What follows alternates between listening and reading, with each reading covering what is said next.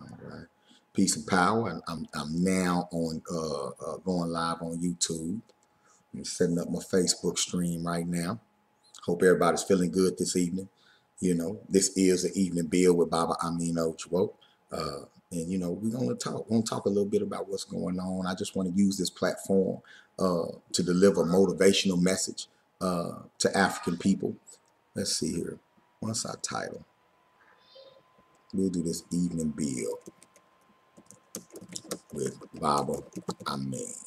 Representing Fort Worth, Texas. For those of you who don't know, shout out to Lone Star RBG. You know,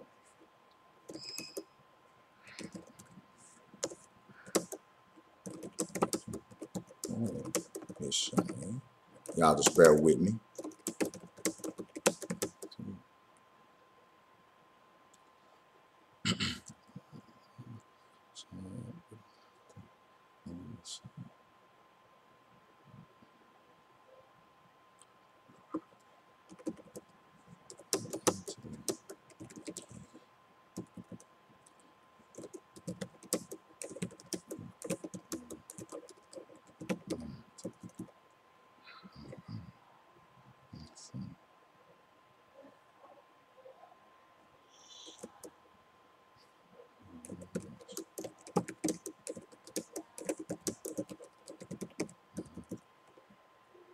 All right, let's do this. Boom. Great story. All right, so let's see. We got that going. Facebook Live is going. Let me check this out. Let me go here.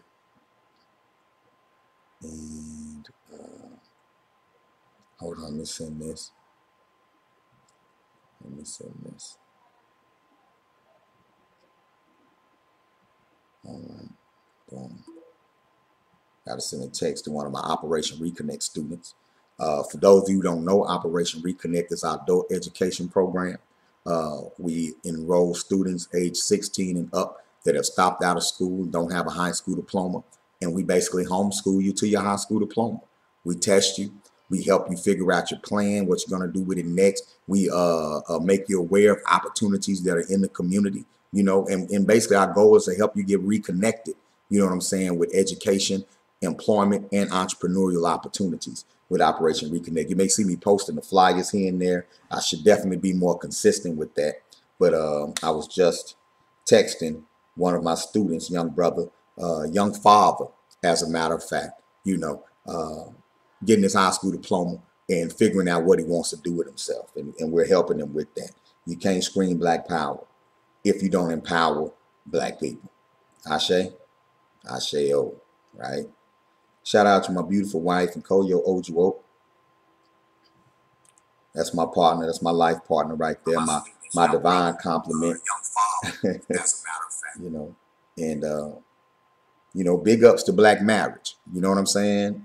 Big up to black marriage, man. Big up to the black family. You know what I'm saying? Big ups to any African king and queen that are trying to work it out, that are working through it. You know what I'm saying? And definitely we have a lot of muck and mire in this society to work through when we're trying to build a healthy family. You know what I'm saying? You don't exactly get a lot of help, you know, from society at large, so to speak. You know what I'm saying? So you know, big ups. You know what I'm saying? Akeem Bilal, what's up, man? What's up? Anthony Kojak, what's up? Two real ones right there. You know, brother Will Muhammad, one of my Jangas, one of my teachers. You know, assalamu alaikum to that beautiful brother. You know, everybody that's watching. Sade Renee, y'all one of the most dynamic young sisters out here. Also, Uhuru Academy parent, young businesswoman, man. And you know, shout out, it's a blessing. Mrs. Broadus, nice to see you as well. And I've been blessed to know some beautiful Africans, man. And I do really believe it's that blessing that kind of gives me a perspective when it comes to us. That for some of us, it might be hard to maintain. You know, sometimes we see so much of our wretchedness. You know, sometimes some of us, you know, and sometimes we're born in it. We see so much of our wretchedness, so much of our flaws. You know, we feel so much of the pain from the bad decisions. You know what I'm saying? That sometimes our subconscious and sometimes conscious image of ourselves is negative first. You know, like when someone has a negative image of you, they tend, if they just have hearsay, they're gonna assume the worst, not the best. Like even without evidence, it's like when someone has a bad image of you, you're guilty until proven innocent. You're not innocent until proven guilty, because my preconceived notion of you is that you're guilty, right? For example, for a large segment of white society, the preconceived notion about black people is that we're lazy. A preconceived notion about black men is that we're sex-crazed beasts. You know, remember the first Hollywood blockbuster, you know, everybody, we've been giving Hollywood a lot of money past few months. Remember the first Hollywood blockbuster, the first Avengers was the Ku Klux Klan. Let me remind everybody, when we talk about we're dealing with Hollywood and that sort of thing, remember the first Avengers on film, the first Avengers, the first group of heroes to avenge the population from a monster or from invaders was the Ku Klux Klan in D.W. Griffith's movie, A Birth of a Nation. Right? I'm just putting some things in perspective. Right? So in that movie, they showed you on film for the first time, they articulated on film, you know, the preconceived notion or the propaganda that they wanted to put out as far as black people were concerned. They saw, because, you know, after the Civil War, black people that were in states where we were the majority began to take over. Right? States that the Republican Provisional Government of the Republic of New Africa have earmarked for a nation inside this nation. Right? But in those states, we began to take over. And when that so-called political takeover was happening, right, and this new technology was coming into play, motion pictures, right, all this stuff was converging at the same time. And they'd gone through Reconstruction. And so some areas that had 60, 70 years of black progress going on. Matter of fact, they say at the turn of the century, around the 1900s, black people had acquired over 20 million acres of farmable land in America. 20 million acres of farmable land in America. The number one form of entertainment in the early 1900s was blackface, was white folk acting like black people. White folks painting their face and performing as black people, because black people were the greatest performers in the world. So you had white folks who didn't want to see white folks being white folks. They rather pay money to see white folks acting like black folks, singing like, try to sing like the black folks, try to make us laugh. So they creating this caricature of the black man that's funny and silly and lazy and that sort of thing. But at the same time, they rather watch Justin Timberlake, like right now, how punk rock and all that ain't all that mainstream. But the white boys that's acting like black boys is getting all the juice. Right?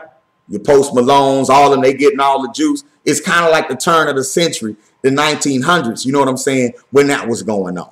And then here comes Birth of a Nation. Here comes the movies. And in Birth of a Nation, they show black men in government buildings eating fried chicken, being lazy, right? But the biggest villain in Birth of a Nation was a black Union soldier, right?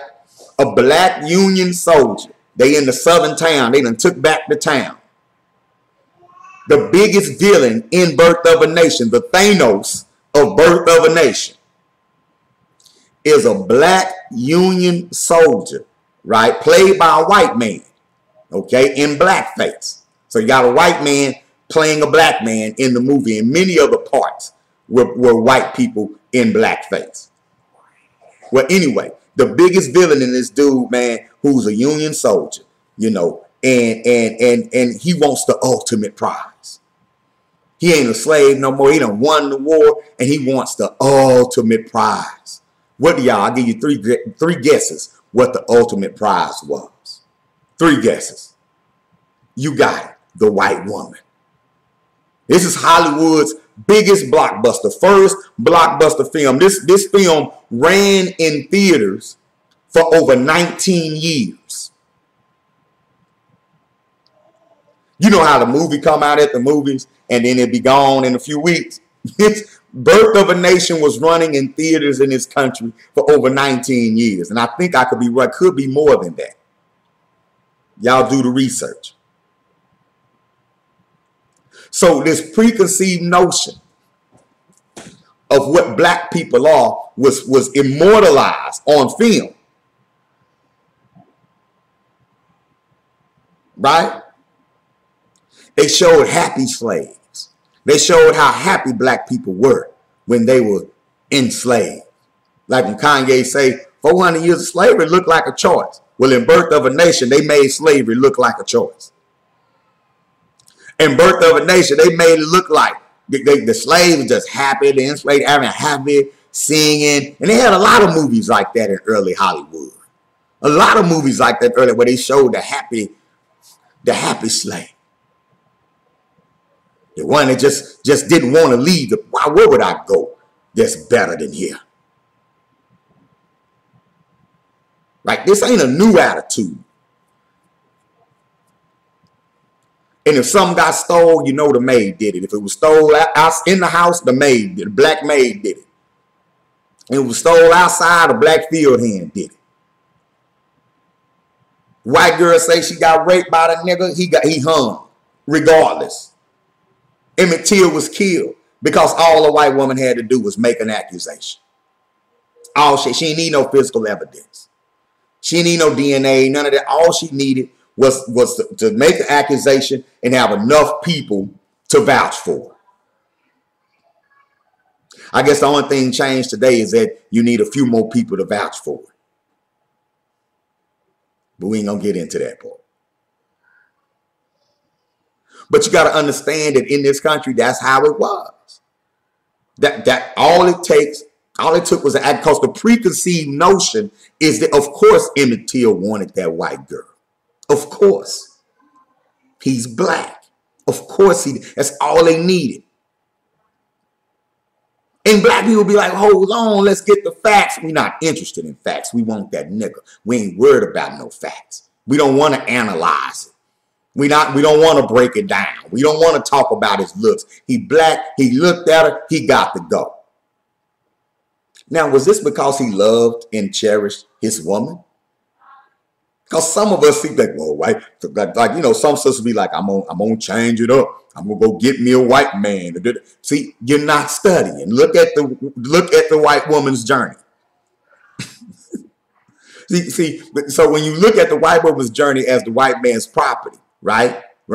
You see she hasn't been treated well. Right? So his adamance to destroy you for talking to his woman had nothing to do with how much he cherished or revered his woman, because they don't cherish and revere women in European culture. So what was it about? It wasn't really about that. What was it about? Why was it? I don't want to listen. I don't want to hear nothing. Somebody got to die. A nigga got to die. Why a nigga have to die? Come on, let's apply some thought to this.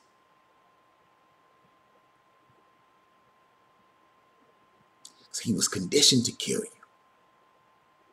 He was conditioned to believe that you were already evil. You're already guilty. And when you're conditioned to think something is already guilty, you can't be objective when things happen. You can't be. So when I look at us and I see how quickly we forgive racism, how quickly we forgive institutional racism, how we tie our survival to a racist system, we feel like as racist as the system is, we can't survive without it. So whatever they do to us, we'll express rage, and then it's forgiveness, because we rely on this machine just as much as the racists do. So it's forgiveness for them. But you, I can hate, nigga. You, I can just throw away, Kanye. I can just throw you away. You get one shot at it, bro. I can throw you away. I could do without you. Instant. Pow. Cosby. Pff, instant. Pow. And we good at it. We good at it. Now, this is in no way a defense because I don't, of what people did, what people didn't do. I'm just talking about our ability to cut us off, throw us away. We don't just do it to celebrities. Let's be real. We do it to each other in the working class too. We throw each other away. Yes, we do. We throw away black-owned businesses. We do. We throw away our children when they say that our children can't learn and they need to be in this and need to be in that. They need to be medicine and they need to be special ed. We listen to them people. We know them people don't love us. We know them people don't care about us. But we listen to them people when they tell us to throw our children away, and we do it. It ain't because of what they did. It's not about whether they're right or wrong. It's about how easy it is for us to throw them away. How it can be instant, like a lynching, instant. I'm trying to hear nothing that nigga got to say. But Zuckerberg can apologize to you. Bill Clinton can play the saxophone for you. AT&T can apologize. Starbucks can apologize.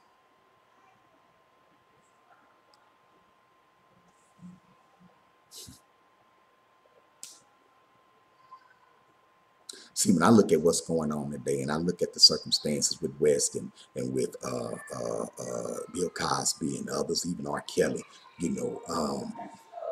I'm looking at the irony in that, and I gotta analyze y'all because I have to learn. I'm a student, right? I'm a student, so I'm looking at the irony at how iconic these brothers are in their craft, right? Like I can't sit up and say that Bill Cosby's work didn't affect me growing up. He gave me the first black cartoon I ever seen. Second one, first one was Jackson 5 cartoon. Second one was Fat Albert.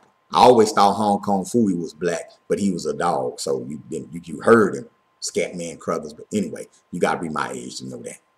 But Cosby gave me Fat Albert and the Brown Hornet.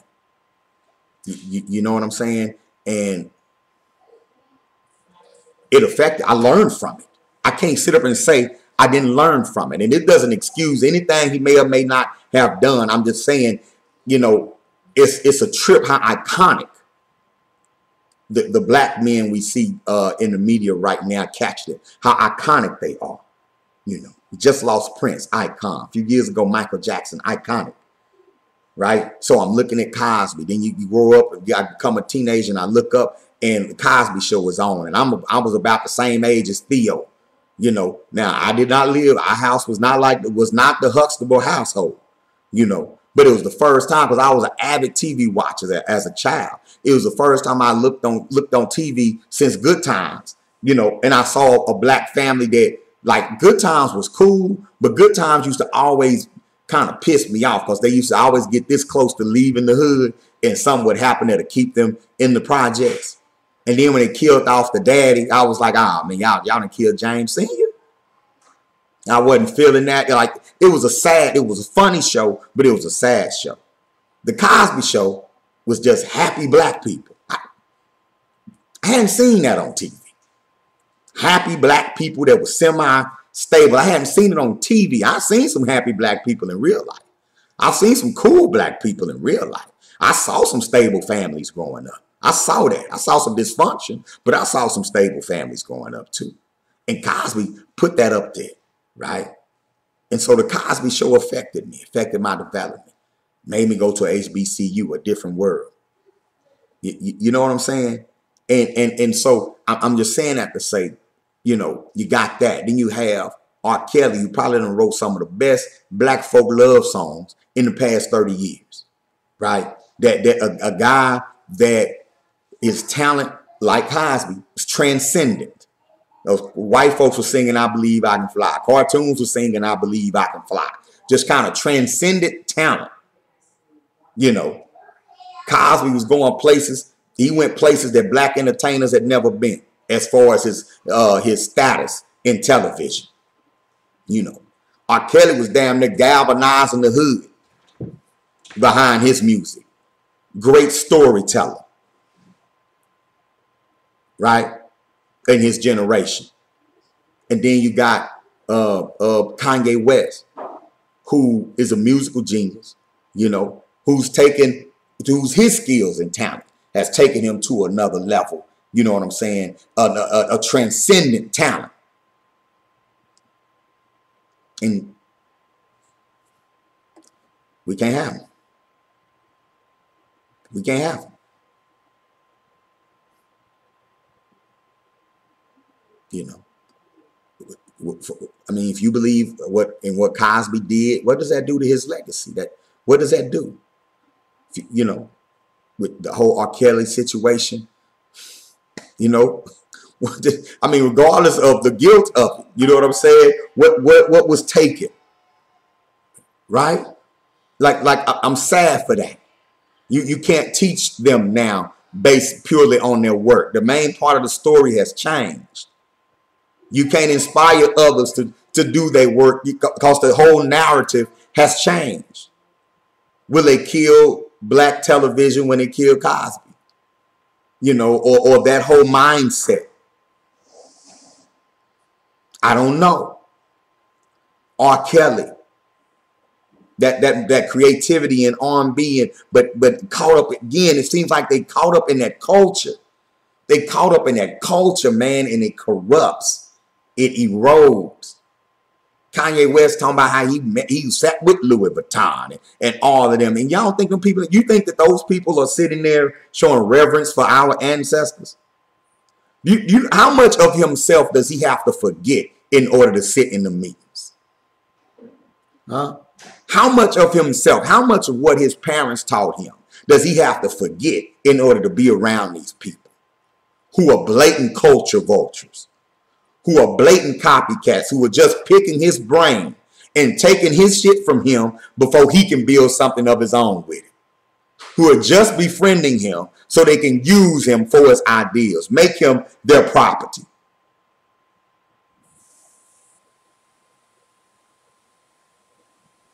Well, see, that's the thing with this whole integration mindset. That's the thing with this, oh, I'm going to blend in, I'm going to buy something, I'm going to build a company and make it a part of the fabric of America. You're trying to build an institution surrounded by a culture and by a people that don't want you there, and that will use every piece of subterfuge possible to exploit you rather than empower you. And you trying to navigate that while showing loyalty to your people and to your community at the same time. And they know you want to help black people. They know what you think you're there to do. They know that you sitting there listening to get the game to take. They know, but what you got to realize is they're there to get the game from you. They're there to use you. And they're giving you access in order. But what price are you paying for that access? What do you? I know what you're walking in there with, Kanye. But what are you walking out of there with?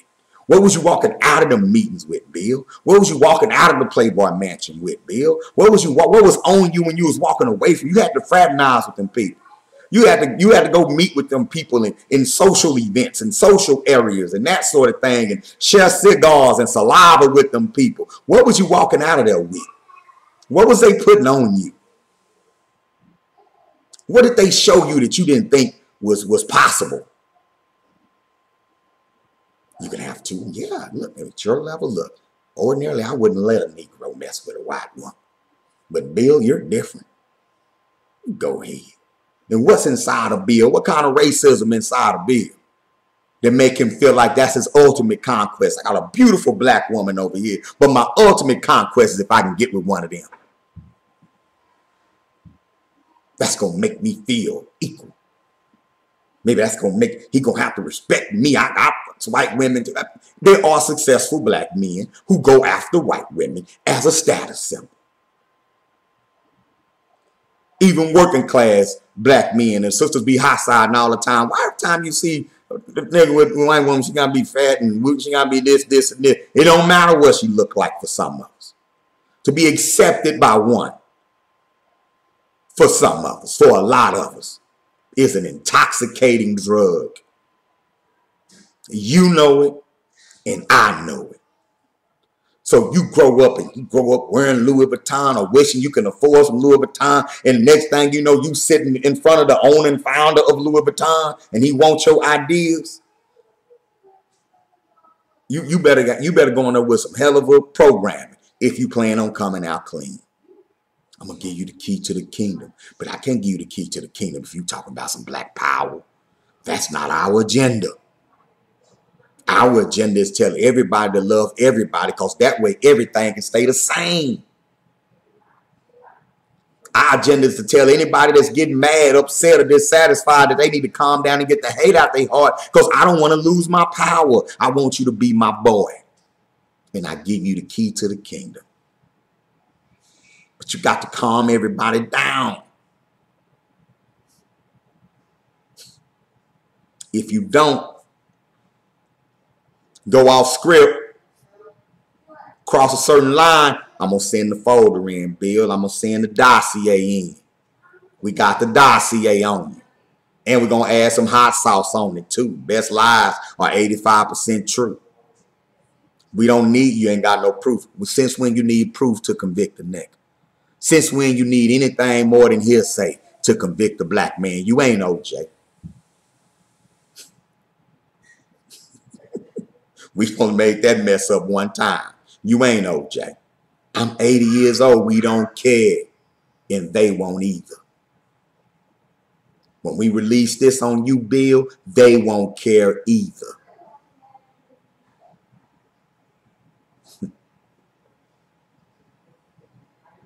R. Kelly's like, just film that nigga on what he already do. just film him doing what he do. We got him. They ain't got to worry about it. Yeah, and they won't believe they can fly from this motherfucker. No, we got him. They musicians and entertainers. They ain't saints. All we got to do is follow them. They didn't grow. They not righteous. They not righteous. And they got a little power. All we got to do is follow them and take pictures. They people don't know how to separate righteousness from righteous work. They don't know how to separate it.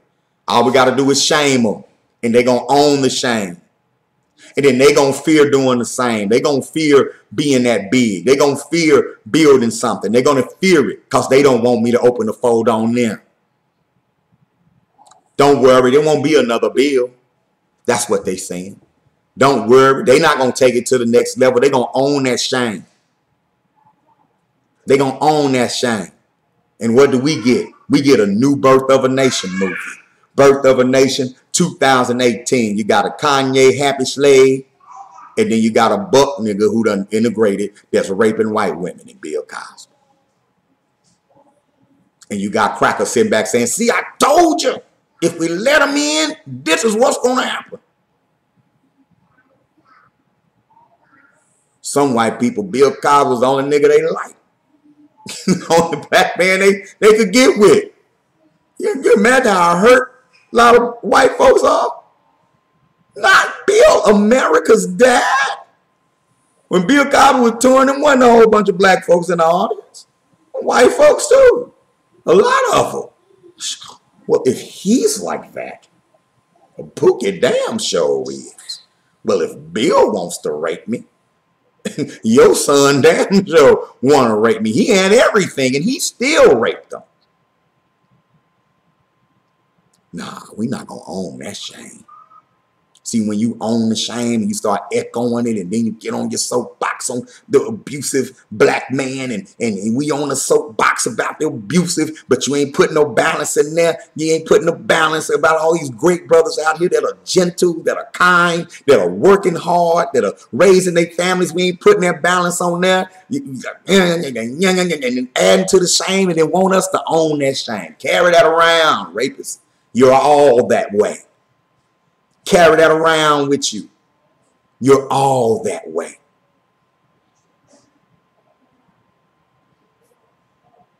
Don't own that shame. You're not an abuser. That is not your nature, black man. That is not your nature. Your nature is to be a builder. Your nature is to be a producer. That's your nature. That's how you were when they found you. Your nature was to be a comforter. You comforted them when they came to your homeland.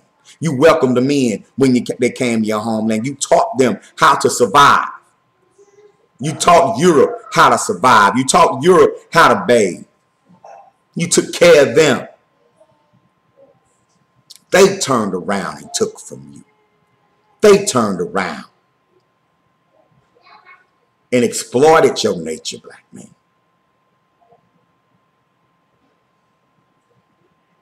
Man, black man, you so powerful that even your negativity is attractive. I mean, they talk about the thug and the pookie and they want you around. They look up and they child trying to dress just like you, trying to talk just like you. One of my students showed me a video of little Chinese boys mumble rapping in China. They in China mumble rapping. We throwing the mumble rappers away. Them niggas ignorant. Them boys in China. It's like even when you're mumbling, they want to be like you. That's an asset.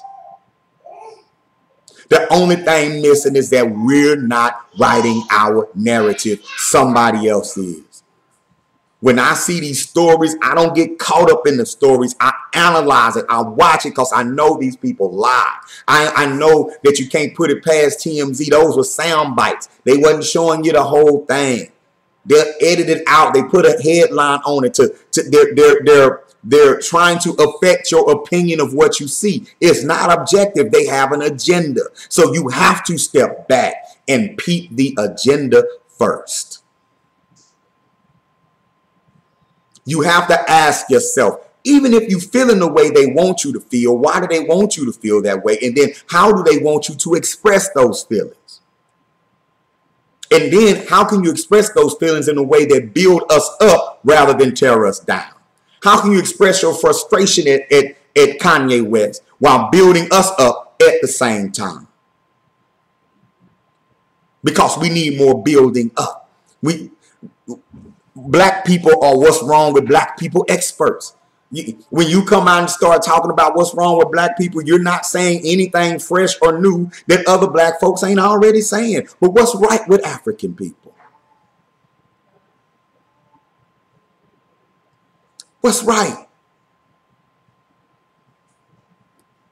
I don't have to defend these individuals. I'm not going to do that.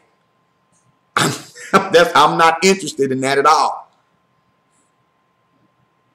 They shot. They took a chance. They got poisoned. That's not what I'm doing. What I'm defending is us. What I'm defending is our narrative. What I'm defending is the perception that black men are chronic rapists and whoremongers and happy slaves. We got to kill that narrative. We have to kill that narrative and write our own. We got to stop falling for the Trump okie doke. He is not the father of racism. He is racist, but he's not the father of racism. We got to stop thinking that there's one group that's cool, the North, and one group that's bad, the South. Y'all need to read, man. We need to study more. If we studied more, you'd have been just as mad as Jay-Z and Beyonce hugging Hillary Clinton as you would be at Kanye hugging Donald Trump. All he's showing you is a narrative where it's called pick a massa. Pick a massa. You want the massa, the nice massa over here that'll have hot sauce in her purse, or you want this mean massa over here that's going to tell you that you come from a shithole country?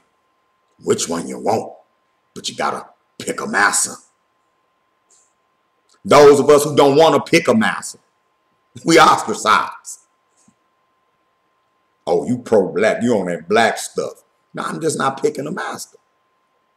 Oh, you got hate in your heart. I don't hate. I'm not hating my heart. I'm not. I picked the master. My master is the real master, the creator. I've picked the master. I self-lorded master. I picked the master. Ola Dumare, I pick a master. I'm just not picking from those two choices that you pick from. There was a time when black people in this country had picked the master, even if the master didn't look like them, even though that was changing in the 1920s. Garvey and all them, Garvey gave 4 million people a black God. A black God. 4 million black people had a black God. I don't think we understand the significance of that. Marcus Garvey put an image of a black God in the minds of at least 4 million black people, the members of his organization. Because you couldn't join that organization and have a white Jesus. They couldn't kill him because you can't kill a man. They had to deport him. They had to shame him. They had to shame him. They had to kill his image. They had to call him a crook because you are predisposed to believing that your own people are crooks. You're predisposed to that. So all they got to do is give you a little evidence, just a little bit, because you're already predisposed. You already got birth of the nation on the brain. Please, Lil Rob, we have to be critical thinkers. Ashe. Ashe. Y'all, the psychology is deep. You got to, the psychology is deep. Is that what the Creator wants from us? I don't care what you call God, Jah, Jehovah, Yahweh, Allah. Is this what he wants? This type of confusion. This what he wants? He wants you here making your decisions based on how white people feel. Is that what he wants? You can't get into heaven without a white partner. You can't build a kingdom on earth without a white partner. Really? You can believe that some deity is coming back from the dead, but you can't believe in yourself coming back. You can't believe in yourself. You can't believe in your own people uniting and building something for yourself. You know the cure of racism? Don't be up under the race that don't like you. That's the cure. That's the cure. Don't be around a race that don't like you. Don't depend on a race that don't like you. You cure racism overnight. Woo! You can protect the children from a whole lot of racism. Is the curriculum in the public schools racist? Is it racist? Is it? It is. You can protect your children from it by pulling them out of there and say racism is not an option. But that's not what we do. We say you got to deal with the racism. I'm going to try to pull some of the racism out and try to keep pushing you up and let you know you can make it. And then you end up, they go up, they be successful for them. Going on for them. Shit. That's toxic shame. And we're not going to own their shame. And what we're doing is we're shaming each other behind their actions. You're not going to shame me over what Bill Cosby did. You're not going to shame me over what Bill Cosby did. I don't need his shame. I got my own that I deal with, that I've had to deal with as a black man. Overcoming the stigma of being a black man. Overcoming the shame that sometimes you feel that you know, when you got to live up to other people's standards and you got to move like a white boy. You got to talk like him. You got to dress like him. Hold your ass tight like him. Try not to use too deep of a voice. Try not to look them straight in the eye. Make sure you smile when they come around so they feel comfortable around you. And speak how they speak. Speak their slang. Don't speak yours. Don't sound all ghetto. Get it together. Yeah, I got enough. I don't need Cosby shame too. I ain't taking that. Nah, y'all can have that. And that's what they're projecting on you, though. They ain't talking to Cosby. They talking to every black man and black woman in America. You seeing Cosby fall, you seeing all that, then all of a sudden here's Serena with an HBO special, her and her white man, her and her white husband. She chose right. She chose right because these niggas out here is, man, there's plenty of good black men out here. I don't care who she choose to marry. I don't trip on that. I ain't mad at Serena. Why? Why? What for? Huh? But I'm not going to say I ain't mad at her because I don't blame her. No, she did that. She got to deal with that. I'm not going to carry her shame. And black woman, you don't have to carry that either. I'm not carrying that. That's her thing. But I'm not buying into that narrative that that's best for her because she can't find no good black men. I ain't buying into that narrative. Because I'm a good black man and I'm not alone. And I'm not perfect, but I ain't met a perfect man of any color. That perfect white man only exists in the movies. Most black people only know white folks in the movies. And you kind of know the ones you work with.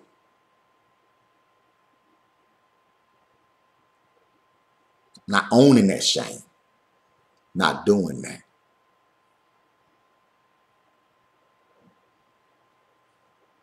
I'm not a pedophile. And most of the black men, all of the black men I know of that I know of are not pedophiles.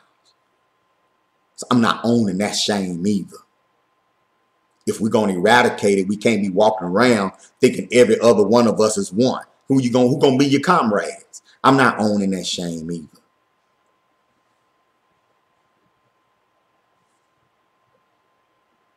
They're perpetuating a narrative.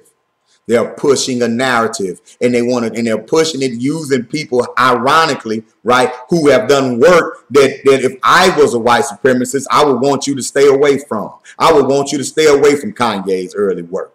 I would want you to stay away from some of R. Kelly's work. I would want you to stay away from some of Bill Cosby's work. Stay away from it.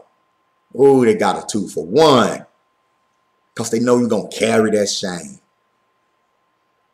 George Washington, who's on your dollar bill, raped African women, enslaved African people, men, women, and children, killed African people, fought and bled to maintain in slavery over African people.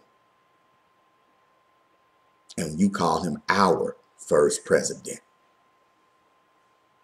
And they parade him in front of you with no shame. No shame. They put him on a dollar bill, they honor him, and they pay you, and you got to look at it. And people talking about Kanye, y'all disrespecting the ancestors. Every time they hand you a dollar bill, they disrespecting your ancestors in your face, and you cry, you begging for it. Please give me that piece, that currency where you honor the people who murdered and raped my ancestors. Can I have some more? Please give me this currency. I ain't going nowhere, master. I ain't going nowhere. I ain't gonna build nothing of my own. Who, a nigga? Get a nation and make my own currency? Me, a nigga? I could never do that. The best I can do is try to be the best white man I can be and get some of this dollars for me and my family. I sure can't think about leaving this good old place. America, where else? This is the best place in the world for black people to be. Shit. Yeah. I got this guap. What did he say about slavery? You got slavery in your pocket. You ain't that broke up about it. Shit. You ain't that broke up about it. Going to see Mount Rushmore. All them damn devils on that statue. They represented Satan to your people. Anybody that'll shackle you, enslave you, rape your mama, it don't get more devil than that. If it's a devil that's more evil than that, I sure don't want to meet that motherfucker. If it's a devil that do more, if it's a devil that do worse stuff than kidnap women and children from their homes, separate them, carry them on a slave ship across the water, torture them, make them work, declare that their people are going to be your slaves forever. Forever. There wasn't no time limit on slavery. Forever. So what do Satan do when you get to hell? You burn in the lake of fire. I bet some of them Africans like, shit, give me the lake of fire. This ain't a lake of fire. Bending over doing back-breaking work all day and not getting paid for it. That's not a lake of fire.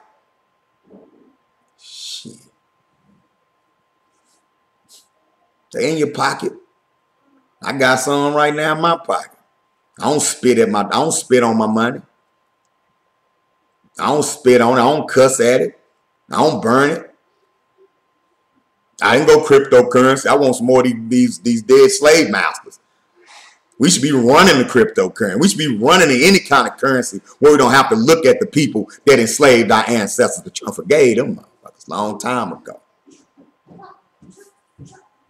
But you got to, because you believe that forgiving them is a part of your survival. But forgiving a nigga ain't a part of your survival, listen. You ain't got to do that. Ooh, you strong. You strong in your conviction.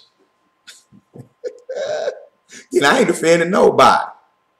I ain't defending nobody. I haven't cast my opinion. I ain't defending nobody. But when you don't write your own narrative, this type of shit happens. And you the best storyteller in the world. When we decide to take over our story. See, cause I know. We mad.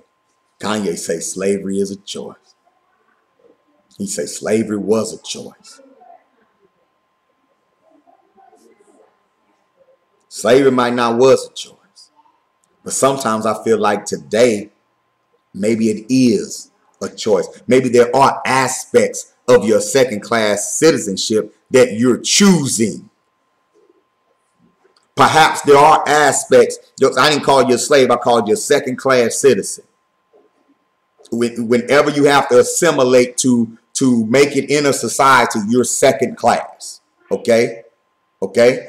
If you come from a group of people that are marginalized, right, and that are economically exploited, like who controls the economics and politics inside your community? If it's not you and you say that's your community, you're a second class citizen. You're a marginalized citizen. So are there certain aspects of our second class citizenship that we're currently choosing? Are there certain things that we don't have to be participating in, that we're choosing to be participating in based on our lack of belief in self?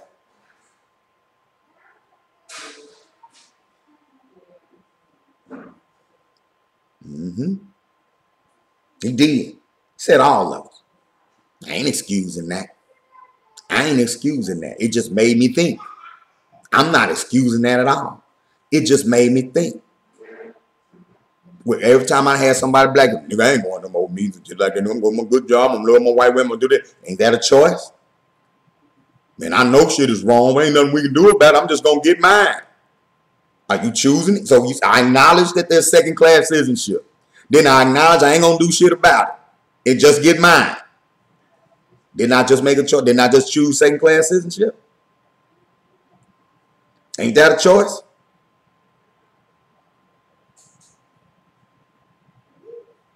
I don't got time. I can't homeschool. We can't pull our babies out. How are we going to do that? I ain't going to do it. Ain't that a choice? You could choose to say, you know what? I'm going to find other parents that think like me, and we're going to get our babies up out this system. I'm going to find other parents, other black parents. I'm going to seek them. I'm going to knock on doors. I'm going to go on social media. I'm going to find other African parents that think just like me. That's what I did. That's what I did. Ain't nobody gave me no grant to start no school. I said, I'm going to find like-minded people, and we're going to start a school. And if that like-minded person leaves, I'm going to find another like-minded people. I'm going to always seek like-minded people until we get the resources that it takes to be a solvent institution, whether you like us or not. But until then, I'm constantly seeking like-minded people that want to participate in African-centered education. And I know everybody not going to hold it long. I know that. I know that. I knew that coming in. That's why I'm always seeking new relationships. I'm not comfortable because I know consciousness can be a revolving door. I know that. I know disassociating, separating our children from the system, or us separating from them, period, can be a traumatic experience. I know black people with PhDs and master's degrees that would have a nervous breakdown if they had to start a business.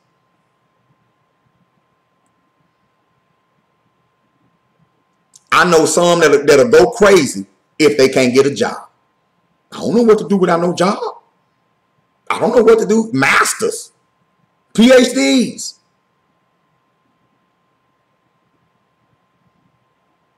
Where does that come from? That lack of confidence, that lack of belief, that lack of instinct that says, we got to get it how we live. We got to get it on our own. See, huh? So when we not writing our narrative, when we let them throw this shame at a shame, you taking that in, you taking on that shame. In the expressions of frustration and anger, that's verification. That's shame verification. Got them. What you need to be writing is a counter story.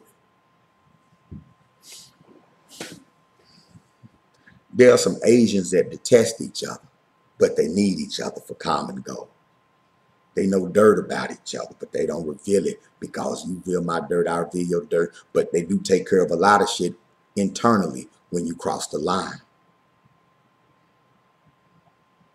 See, the cure for racism and a racist justice system is your own justice system. See, we would need our own tribunals. We need a judge. We need it when we got an icon or somebody that's doing something great for us as a people or being a beacon for the people. We need to control the institutions that hold them accountable for what they did. Evidence has to be presented to us because we got something at stake.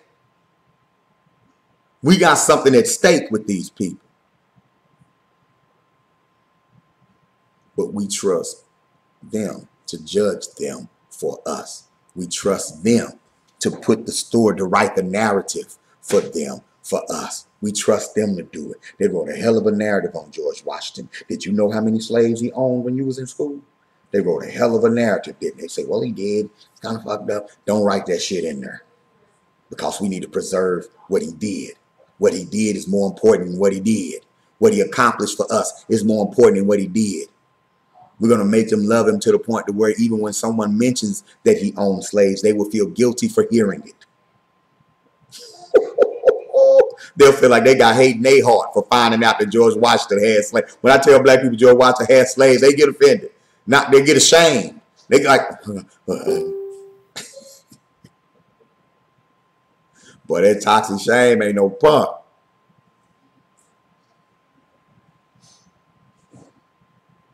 But they control that narrative, don't they? Better not say nothing bad about George Washington. Thomas Jefferson. Thomas Jefferson had a whole bunch of black babies. A whole bunch. Every time I see Serena and her husband, I think about Thomas Jefferson.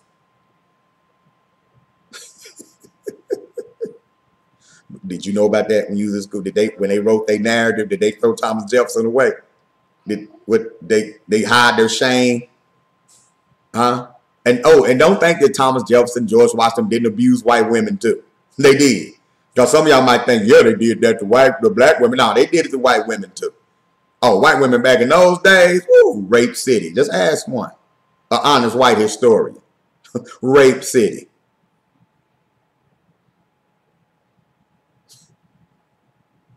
They don't write that part. They're not gonna write that part. They don't put their shame in the narrative. They don't put their shame out there for the world to see. They don't put their shame out there like that. They trying to shame Trump, but Trump is a classic Caucasian. He ain't got no shame. You're not gonna get him on that. And you appealing to other folk who ain't got no shame. They admire his bravery for being that decadent out front. They admire that shit. Yeah, you know, you just grab their pussies. Well, white boys at home going, yeah, that's right. You got fucking money and power, man. You just grab their pussies. But see, y'all think that white boys is like them white boys from Beverly Hills 90210. Oh, y'all don't know. White women are out there like, oh, that's repulsive. But it's kind of true. It's kind of what we do. We don't talk about it. We have a scotch and pop a Vicodin. We don't talk about it. Don't let your enemies know your shame. Don't let your enemies see where you're weak. They know we the spiritual people. They know that we are ashamed when our children kill each other because we want our children to not behave that way. Like we are ashamed. Them motherfuckers, I had one of them walk up in the school in Parkland, killed 17 people, and they instantly got on that shit to push agendas. They no shame. No shame. You don't hear white parents talking about we need to teach our children to stop being violent. They don't have no campaign on Front Street. Up with hope, down with dope. Even they're in the throes of a heroin epidemic. They're so big they have to admit it, but they are not showing shame. At least not to you. We still in power, motherfucker. We might be on heroin, but we ain't sharing no power. Shame them we shame them more. Okay, so we can hide our shit. They don't see when somebody else is writing your narrative, they ain't gonna do nothing but put shame in your face. You ever been with somebody that love to point out what you don't do right? And then if you point out what you do right, they call you cocky or arrogant or whatever, but they gonna point out what you don't do. Yeah, that's shame. No, don't wear that shit. Don't wear that. Don't wear that. Don't be around people who think it's their personal job to shame you. Don't wear that. No. We're not perfect. But if our goal is to get from here to here, shaming each other ain't going to get us there. That's not going to get us there. Wearing that shame, that ain't going to get us there. Feeding their narrative. You're not fit to lead because even when you're old and rich, you raped 61 women. You're not fit to be here. You're not fit. They tell the kind, you ain't fit. You's a boy. We're going to parade you around the world as our boy. We got you. You're not going to own nothing. No. You got them 300 acres. That's child's play. You won't have them. That's going to the Kardashians. That's white folks will have that land. White folks gonna get that 300 acres. And your people ain't gonna care because we're gonna shame them through you. You're gonna hurt their feelings. You're gonna say something that hurt their feelings. You're gonna disappoint them. And then they're gonna feel ashamed of themselves. They're going to be mad at you. They're going to be ashamed of themselves. And what they're going to do is because they're ashamed of themselves, they're going to troll. They're going to troll for anybody that's forgiving you. And they're going to attack them.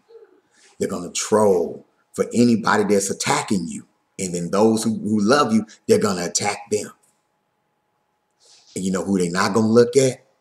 They ain't going to look at me. The people who stand to gain from you not reaching that $1 billion company that you say you got. You won't have a house like Louis Vuitton, and neither will they. You won't have a house, a fashion house. You're not going to build factories all over the world because now they won't even let you. You let us fill your head up with these silly ideas. You had a breakdown. You think it's a breakthrough. Yeah. You're right. Shame should be, everything should be balanced. When I say no shame, I'm not talking about don't have any boundaries on what you do. I'm talking about don't be made ashamed of behaviors that's not natural to us. Don't allow our self-image to suffer. Our belief in each other's potential, our willingness to work with one another, our willingness to forgive each other on other levels, because we don't wait for somebody to be a pedophile to throw them away. We don't wait for black people to rape and murder to throw them away. We don't wait till that happens. That shame hits us over the slightest of things. And we got to fix that. We have to fix that. And we have to build institutions around our people. So when we say, man, we need to show more shame right there. We need to show more restraint right there. We're going to protect you while you develop because you're still ours. We're going to stop you before it gets this far. I sat with an elder tonight. She wanted to hook up with me and do something with the youth. She wants to work with young people, and she has a program that she's developed, and she talked about how she walks in her neighborhood full of black children, and how a lot of adults are afraid to talk to the children, and how when she went outside one day, middle of the day, like 6 of them standing behind her townhouse, and she was just like, why y'all not at school? It's like, well, we was kicked out for fighting. We ain't got nothing to do. Nowhere to go. We just right here. Nowhere to go. Yeah, I'm not saying they shouldn't have been kicked out. I don't know what happened at the school. But they don't have nowhere to go. Why? Maybe parents at work, they got to work. They're working class people. But there's no safe space, no institution inside the community. They can't go up to the church. Ain't nobody up there. Where can they go? When we know our babies are getting kicked out at a disproportionate rate, why we don't have programs in the community to catch them when they get kicked out? No, you ain't finna be out here. Y'all get up there to the church. Y'all get up there to the community center. Y'all get up there. You ain't finna be out here. We just kind of let them float. They ain't my kids. And even when they're your kid, I'm trying to tell them shit. I'm through with it. Throwing them away. Throwing them away. That's toxic shame. That ain't the good kind. I hope I'm making sense. I hope I'm making sense. Y'all, our children deserve a balanced view of who we are, but a powerful and positive view of who we are, what we've done, where we've been, where we can go. And if our conversation is dominated by the stories they give us, they choose to highlight. Don't you know somebody African did something great this week too? And it's funny. But of course, they're not going to tell you that. You're not writing the narrative. Shout out to Atlanta Black Star. I love the narrative. I respect the narrative in that on that website. And it's a trip with this thing happening, Bill and everything. And man, the ancestors blessed me. I took a day off yesterday, and I got a phone call from an elder, a brother named Charles Neal. One of the coolest brothers I ever met in my life. Coolest brothers I ever met in my life. I remember when I was a young teacher, teaching at the Branches Educational Center over on Wichita. This was back in the mid-90s. I was in my early 20s. And Charles Neal would come through and speak to the class, and he always asked him, "What's your dream? What's your dream?" "I want to be, now what's your dream? How you going to get there? What's your dream? Huh? You got to see it first. And he just be enthusiastic. And he worked for Allen Young Buick, and he was like the #1 black car salesman, like in the area. You know what I'm saying? And just a real cool brother, man. He called me yesterday. He's 69 years wise now, and invited me over to his house. And incredible brother. He was talking about to show me how, he had an amputation on his foot from diabetes, and how they told him he wasn't going to walk again. He was like, "But Steve," he still called me by that name, he interchanged from Bob and Steve. It's all good, because he said both of them with love. He said, "I walk 5 laps a day now, and I ride my bike every day. They said I wasn't going to walk." Watch my diet. I do what I'm supposed to do. I get out of my yard. I got the best grass on my street. I'm like, that's what I'm talking about, Elder. Great man. But y'all know the greatest thing about him? He was married to his wife for 41 years. They raised a beautiful daughter together, Rosalind. He was married to his wife for 41 years, Mary, Miss Mary. Beautiful spirit. Beautiful spirit. Beautiful lady. For 41 years, every time I ever see him and Miss Mary, he'd be like, "Oh, we've been married for 30 years. We got married 30 years ago. I've been trying to quit her ever since." And she just giggled. He was full of jokes like that, Well, Miss Mary transitioned a few years back. And brother was just confiding and talking to me, about his marriage. About the love of his life, this black woman, this beautiful woman. And I'm just sitting here thinking, boy, that's the perfect medicine. That's the perfect medicine from watching what this narrative over here. I wish everybody knew about Charles and Mary. I wish everybody would. Do y'all get what I'm saying? He 41 years. It's out here. It's been out here. But when we carry that shame, we don't even see it when it's right in front of us, because we're not looking for it and we're not expecting it. Sisters, you missed a good man because you ain't looking for it. You're not expecting it. Brothers, you missed a good sister because you ain't looking for it and you're not expecting it. We can, dead prayers say, turn off the radio. Turn off that bullshit. Y'all, we can turn that off. Turn something else on. Hope I made sense tonight. Kanye ain't all of us. Neither's Bill. Neither's Zarka. They ain't all of us. They don't represent all of us. I ain't worried about what white folks believe. That's not my. I ain't worried about that. But I am concerned about what we believe. And I don't want you thinking you anything else but divine. I don't want you thinking you anything else but those things that we need you to be in order for us to strive. I want you to see your challenges, and I want you to attack them with confidence, knowing that that's not your nature. And there's nothing wrong with you that what's right with you can't fix. Ricky Clark. I want you to be unashamedly African, unapologetically African, unapologetically positive, an unapologetic good dad, an unapologetic great husband, an unapologetic great wife, and keep working at it. Even if you're making mistakes, keep working at it. Working. That's what I'm telling you. And if I'm wrong, charge it to my head, not to my heart, because I don't mean you any harm whatsoever.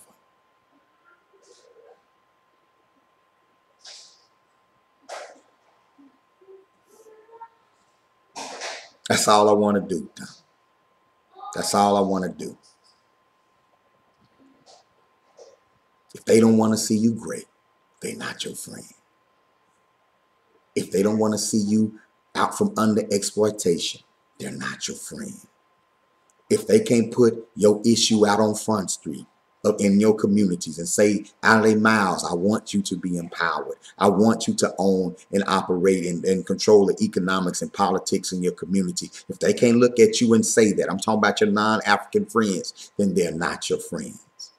If they can't look at you and say, I absolutely want your children to learn about your history from your perspective, from the beginning of time. If they can't look at you and say that, they're not your friend. If they can't say, I don't feel threatened by it at all, I want you to be just as proud of who you are as I am of who I am, they're not your friend. If they can't look at you and say, now, oh, yes, you need your own schools. Y'all can do a better job of educating your children than we ever could. If they ain't looking at you like that, they ain't saying that, they not your friend. They not your friend. If they don't want for you what they want for themselves, they're not your friend. It's that simple. It's that simple. They try to change you from a black power conversation to a we all got to get along conversation. It's not your friend. All right. I'm out. I got to go. I got work to do. Then I got to get some rest. We got school in the morning. I got to get this flyer done. We are hosting the Uhuru Academy online summer school for youth. It'll be a daily school. We'll be online only in a virtual video classroom. We'll be going from 9 a.m. to 1 p.m. Monday through Friday. Very affordable tuition for the course. And they'll be strengthening their math skills, the reading comprehension skills, and learning massive doses of African history. Also, the first weekend of June, we are kicking off the adult African history class again. I have some students that have prepaid. They ready, they waiting on their class. And I have some new students signing up. I only have about 4 or 5 slots left for this first class. You need to get in on that. I'll be posting more information about the adult class. We need to learn our story. I'm not going to give you every name and every date, but I guarantee you I can help you chart a path to our story unlike no other. I'm going to spark your research. You're going to fall in love with the scholarship. And you're going to fall in love with the process of gaining knowledge. That's the goal. That's the goal. All right? I need y'all support on this. You need to spread the word so we can spread the dollars. I still offer academic tutoring, any subject. I know the STAR test, the state tests are coming back right now. No matter where you are in the United States, I can tutor you. I can tutor your child. College algebra, I got you. I know the grades are coming in. You need to put in some work over the summer. Get at me. I got you. You can't scream black power if you don't empower black people. The Uhuru Academy is a small school, but we do big things. Big things. The New African Temple, small temple. We do big things.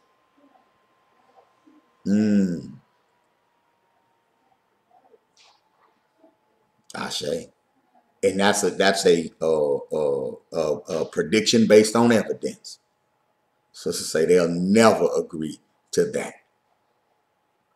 We don't need them to.